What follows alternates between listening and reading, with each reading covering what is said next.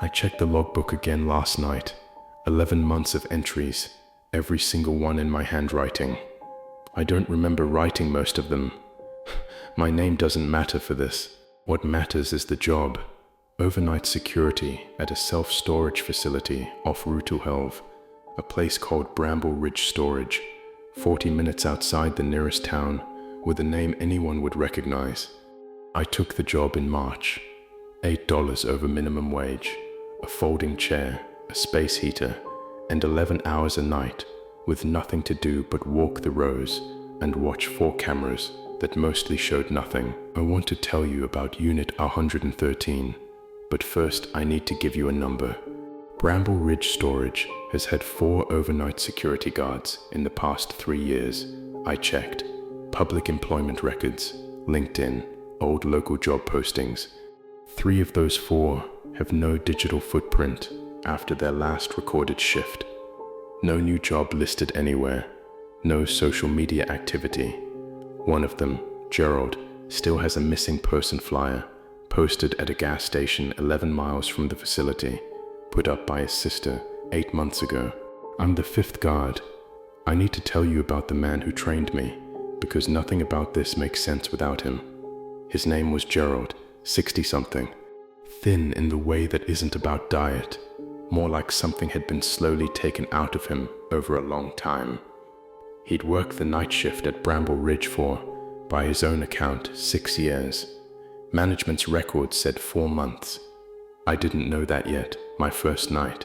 All I knew was Gerald walked me through the property with a flashlight and a set of keys, and somewhere around Unit 90, he stopped walking and looked at me for a long moment. "You'll want to stay away from row C," he said, "especially 113. I asked him why. He didn't answer right away. "Because some of the units out here," he said, "aren't storing what the paperwork says they're storing." I laughed. I want to be honest about that. It was nervous, reflexive laughter, the kind you do when someone says something you don't want to have really meant something. Gerald didn't laugh with me. "You'll understand by the 3rd month," he said, "or you won't be here for a 4th. That was my first night. I didn't see Gerald again after week 2. Management said he'd quit without notice, no forwarding address, no final paycheck picked up. I didn't think much of it at the time. I think about it constantly now. The facility itself is exactly what you'd picture. Rows of identical roll-up doors, under sodium lights, gravel lots, a chain link fence with a gap in the corner nobody's ever bothered fixing. 1,200 units, maybe 200 of them actually rented at any given time, the rest sitting empty, with their doors slightly ajar, like the facility just breathes with unused space. Row C sits at the back, furthest from the office, closest to the tree line. I didn't think about it much those first 2 months. I did my walks, checked my cameras, filled out my logbook, went home at 6 a.m. and slept until the afternoon. Then, in June, Unit 113 got a new tenant. I remember it specifically because the move-in happened at night, which almost never happens. Most renters come during office hours to sign paperwork with the day manager, but this one came at 2 a.m. in an unmarked white van, no company logo, no plates that I could make out from the office window. I watched a man, tall, moving slow, dressed like he'd forgotten it was summer, unload maybe a dozen boxes into 113 by hand. No dolly, no help. He worked in complete silence for almost 40 minutes. Then he rolled the door down, locked it, and just stood there, facing it, not moving, for 11 minutes by my watch. Then he got back in the van and left, and I never saw that van again. I want to tell you I did something about it right then. I didn't. I wrote it in the logbook. New tenant, Unit 113, unusual hours, and I went back to my chair and I tried not to think about the 11 minutes. That was in June. By August, I started noticing something about my shifts I couldn't explain. Some nights, I'd sit down in my chair at the start of a shift, and the next thing I'd know, it would be 4 a.m. 4 hours completely gone. No memory of the walk I clearly did, based on the logbook entries in my own handwriting describing rounds I have no memory of making. At first I told myself it was exhaustion, microsleep. I looked it up. It's a real thing. Brief unconscious episodes people don't notice, especially on repetitive night shifts. I told myself that's all it was. Then I found the note. It was tucked into the logbook, dated 3 weeks before I was hired, in Gerald's handwriting, based on the samples I still had from my training notes. It said, and I'm reading this from memory because I don't have it anymore. It said, if you're reading this and you don't remember writing the last 6 entries, stop going near 113 at night. It counts the nights you spend near it. I don't know what it does with them, but I know it's taking mine. I didn't sleep well after reading that. 3 nights later, doing my 2 a.m. walk, I heard something from row C that I still can't fully explain. Not a sound exactly, more like the absence of one. Every insect, every distant highway hum, every normal night noise just stopped. All at once, the way a room goes quiet when someone walks in that everyone's afraid of. I stood at the mouth of row C for a long time. The lights were fine. Nothing was moving. Unit 113's door was closed, same as always. But underneath it, in the gap between the door and the concrete, maybe an inch of space, there was light, faint, blue-white, flickering slightly, like an old television left on in an empty room. I hadn't turned on any lights in row C. There's no power run to the individual units at Bramble Ridge. There's never supposed to be light coming from underneath a closed unit door. I went back to the office. I didn't walk row C again that night. I wrote in the logbook, row C quiet, no issues. I don't know why I lied. I think some part of me already understood that whatever this was, it wasn't going to be solved by writing the truth down. Gerald had written the truth down plenty of times, based on entries I found later. It hadn't saved him. 2 days after that, a woman came into the office during my last hour before handoff, right around sunrise. Ordinary looking, tired in a specific way I recognized because I'd started looking the same way myself. She had a flyer, Gerald's face on it, under the word missing, a phone number, a date 8 months back. I know he worked here, she said. I know you probably didn't know him, but if you ever hear anything at all, please call me. I told her I was sorry. I told her I hadn't known him long before he left. What I didn't tell her was that his photograph was already on a wall in Unit 1113, and that I'd recognized his face there 3 weeks before she ever walked into that office. I still have her number. I haven't called it. I don't know what I'd say. I want to tell you what I found 3 weeks after that, when curiosity finally won out over fear, and I went back to row C during a shift, alone, with a flashlight and a set of bolt cutters I'd bought from a hardware store 40 minutes away so no one local would remember selling them to me. But I think that's a story for after a short break. I want to be honest about something before I go further. I've asked myself many times since why I went back to row C that night instead of just quitting the job. The honest answer is that by then, I wasn't sure quitting would actually stop whatever was happening to me. Gerald had quit, or management said he had, and I had his handwriting in a logbook telling me it was already too late for him by the time he wrote that note. I told myself, better to know. I went to row C on a Thursday night in September, close to 3 a.m., the deadest hour of the deadest shift of the week. I brought a flashlight, the bolt cutters and my phone, recording, propped in my shirt pocket the whole time, which is the only reason I have any of what I'm about to describe, because I don't fully trust my own memory of that night. I've had to go back and listen to the recording more than once, just to be sure it happened the way I remember it happening. Unit 1130 door was closed when I got there, no light underneath it this time. I stood there for a long moment, telling myself this was a bad idea, telling myself I could still turn around. I cut the lock. I want to describe what I found honestly, without exaggerating it, because I think the plain truth is worse than anything I could add to it. The unit was empty of the boxes I'd watched that man carry in back in June. Instead, the walls, all 4 of them, floor to ceiling, were covered in photographs, hundreds of them, taped, pinned, some just pressed directly into what looked like a thin layer of something dark and sticky, coating the drywall underneath.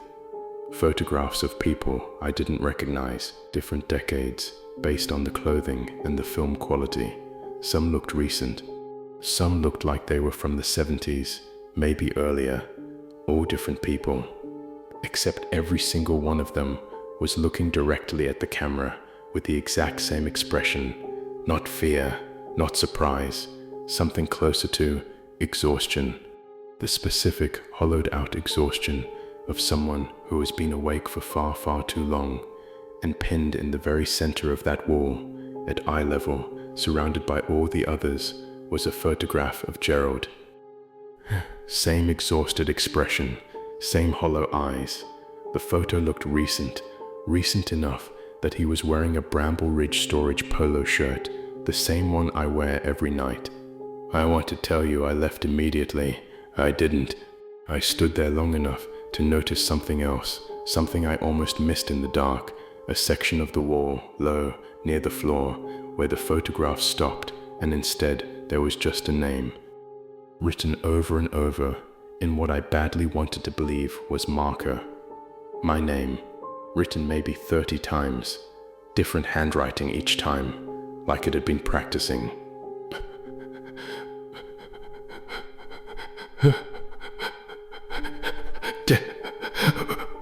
That's when I heard the sound behind me, the same total, unnatural silence dropping over the row that I'd felt weeks before, except this time I understood what it meant.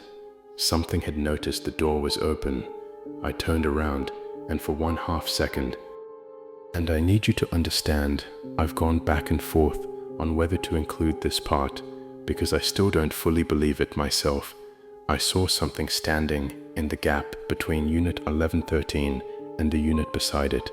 Tall, too tall to fit comfortably in the space it was standing in, shoulders folded in at an angle that didn't look like it should be physically possible, and where a face should have been, just static. The same blue-white flicker I'd seen under the door weeks earlier, except now I understood it wasn't light coming from inside the unit. It was coming from whatever this was. There was a smell with it too, hot electronics, the way a laptop smells when it's been left running too long, overlaid with something colder underneath, like a freezer that's been opened after the power's been out for days. And a sound, faint, almost too quiet to be sure of. A slow mechanical whir, like a tape rewinding, stopping, rewinding again, like it couldn't quite decide where in the reel it wanted to be. I ran.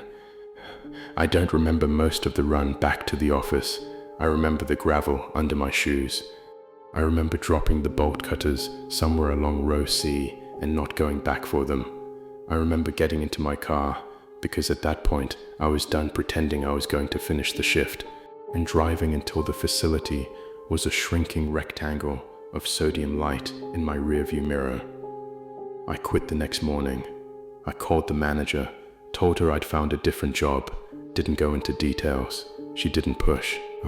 I want to tell you that was the end of it, that I drove away from Bramble Ridge Storage and never thought about row C again. That's not what happened, because 3 nights after I quit, I woke up at 2 a.m. in my own apartment, 40 minutes from that storage facility, standing at my apartment door with my hand on the deadbolt, already turning it. I don't remember getting out of bed. I don't remember walking to the door. I remember waking up mid-motion, like surfacing from deep water, my hand already committed to an action I had no memory of choosing. Outside my window, parked on the street where no car had been when I went to sleep, was a white van. No plates I could make out, no logo, just parked there, engine off, headlights off, facing my building directly. It was gone by morning. I told myself I dreamed it. I want to tell you what happened on the 7th night after that, because I think that's the part that finally made me understand what Gerald's note actually meant, that it wasn't a warning to stay away. It was a warning about what happens after you already didn't. 7 nights after I quit, I stopped being able to tell how much time had passed. I want to explain that as clearly as I can, because it's the hardest part of this to describe. It wasn't like losing 3 or 4 hours on a night shift anymore. It was worse than that. I'd sit down to eat dinner, and the next clear thing I'd remember was standing in my kitchen at what my stove clock said was 4 a.m. A full plate of food gone cold and untouched on the counter. No memory of the hours between. I started keeping a journal, the same way I'd kept that logbook, writing down what I remembered doing each day, checking it against the actual time that had passed. Some days matched, some days didn't. On the worst one, I wrote 3 sentences about a completely ordinary Tuesday: grocery store, laundry, a phone call with my sister, and when I checked my phone's call log to confirm the timeline, that call with my sister had happened 11 days earlier than I remembered it. Oh, 11 days, just gone. No memory of them at all, no matter how hard I tried. I called my sister, finally, and asked her, carefully, trying not to sound like I was losing my mind, if I'd seemed different the last time we talked. She said I'd asked her the exact same question, word for word, 3 days before. I had no memory of that call at all. That's when I went back. I know how that sounds. I know every instinct I had was screaming at me not to. But I understood, finally, sitting in my apartment, doing math on missing days that didn't add up, that whatever was happening to me wasn't going to stop just because I'd stopped clocking in. Gerald's note had said it counts the nights you spend near it. I'd spent nights near it for 6 months. Quitting hadn't unspent them. I drove back to Bramble Ridge Storage at 2 a.m. On a night I can, for once, actually account for every minute of, because I made myself record it, start to finish, the whole drive, the whole walk. The gate was open. It's never open at that hour. Nobody was in the office. I walked straight to row C. Unit 1113's door was standing open, not forced, not broken, just open, the way you'd leave a door open for someone you were expecting. Inside, the photographs were still there. More of them now than I remembered, dozens more in fact, filling gaps that had been bare drywall 3 months earlier. And there, near the section with my name written over and over, there was a photograph of me, standing exactly where I was standing at that moment, wearing exactly what I was wearing. I want to tell you I don't understand how that's possible. I want to tell you I have some theory that makes it make sense. I don't. What I have is what happened next, which is that the same total silence dropped over row C, and this time I didn't run. I think some part of me had already decided, somewhere in those 11 missing days, that running wasn't going to work a second time. The static face shape was standing in the unit when I turned to face it directly for the first time, filling nearly the whole space, folded in on itself at angles that made my eyes want to slide away from looking too closely. And it spoke, if you can call it speaking, the words arriving less through my ears and more like a pressure behind my eyes. "You already know what this is," it said. "You've known since the note. I don't take much. A few hours here, a few days there. People rarely notice what small amounts of their own life are worth until they start adding them up." I asked it what it wanted from me now, why I was standing here again, when every rational part of me had tried so hard to stay away. "Because you already agreed," it said. "Every night you clocked in and didn't ask what was really in Unit 113, that was you agreeing. Every night you wrote no issues in that logbook when you knew that wasn't true, that was you agreeing again. I don't take anything from anyone who hasn't already said yes. Most people just don't remember saying it." I asked what happened to Gerald. It didn't answer in words. Instead, for just a moment, one of the photographs on the wall, his photograph, the one in the Bramble Ridge polo, seemed to shift just slightly, like a held breath finally being let out. And I understood, without wanting to, that Gerald wasn't gone in the way I'd assumed. He was still here, still part of the wall, still exhausted in whatever way a photograph can be exhausted forever. I asked about the note, Gerald's note, the one that had warned me, the one I trusted enough to go looking for the truth in the first place. That wasn't him warning you, it said. That was me, using his hand, a long time after he stopped being able to say no to anything I asked him to write. A warning is so much more efficient than silence. Silence people ignore, but tell someone not to look. Tell them it's already too late for the last person who worked here, and they can't help themselves. Curiosity is so much easier to harvest than compliance ever was. I felt something in my chest go cold and still, understanding all at once that the note hadn't saved me from anything. It had built me.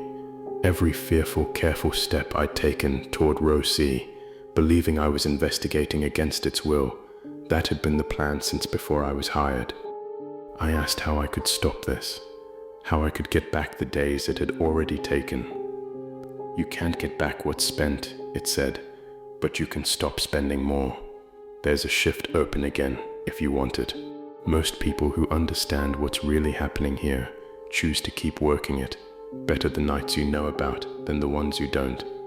I want to tell you I said no. I want to tell you I walked out of that unit and never went back. And that this recording is a warning, pure and simple, the same kind Gerald tried to leave for me. But if that were true, I don't think I'd still be standing in an office at Bramble Ridge Storage at 2 a.m, recording this into my phone during a very familiar 11-hour shift with a logbook open on the desk in front of me and a folding chair that started to feel less like furniture and more like a place I actually belong. I don't remember agreeing to come back. I have a start date in the employee file that I don't remember signing. I think that might be the point. Oh, if you ever take a night job somewhere quiet, a storage facility, an empty parking garage, anywhere with long silent hours and rows of things nobody ever comes to check on, pay attention to what you stop remembering. Pay attention to the units nobody talks about. And if a coworker leaves you a note telling you to stay away from somewhere specific, listen to them the first time. You may not get a second warning that means anything. Marshwood's mine. I don't know how many more of these recordings I'll get to make, but as long as I'm still clocking in, I'll keep telling you what I find out here. This has been another file from Cursed Files, the cases nobody wants to open, the units nobody wants to check on, the tapes nobody wants to finish listening to. If this is the kind of thing that keeps you up at night, subscribe, because there's always another unit, another row, another name being written on a wall somewhere, 30 times over, in handwriting that hasn't decided yet whether it's yours. Good night. I've got a shift starting.